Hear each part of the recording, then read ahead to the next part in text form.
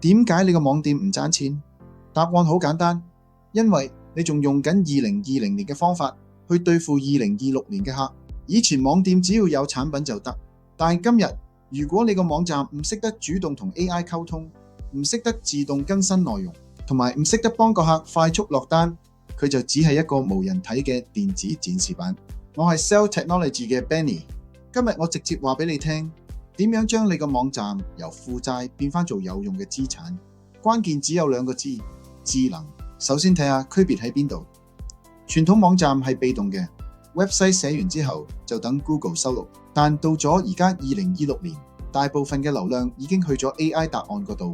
智能電商應該要配合變成主動提供資料，而家可以透過我哋嘅 Auto SEO 系統，個網站就會自動捕捉每日最新嘅關鍵字，自動生成 AI 中意睇嘅內容。傳統網站係孤立嘅，內容可能幾年唔會變，而積極嘅電商網站應該係會進化嘅，佢會根據數據不斷自我優化，加配埋 Divi 呢一類視覺建構器同 WooCommerce， 令個客由入嚟到埋單，令購買過程更流暢同更有修改彈性。咁各位老闆又可以點做呢？第一點，擁抱 AEO 啦，唔好淨係諗關鍵字，應該要諗點可以用網站資料更多地提供答案俾 AI 答多啲問題。第二點，做好自動化內容框架，唔好再執着自己寫 blog， 利用 AI agent 定時更新，保持網站活躍度。第三點，優化手機轉發設計。香港人90%用電話買嘢，你個手機版網店一定要夠快夠直覺。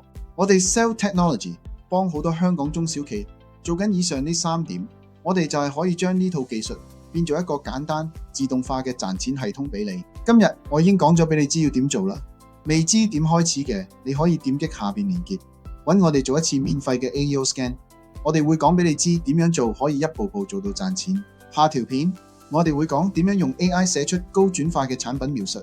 下次見，鍾意我哋內容記得訂閱同 like 我哋呢條片啊！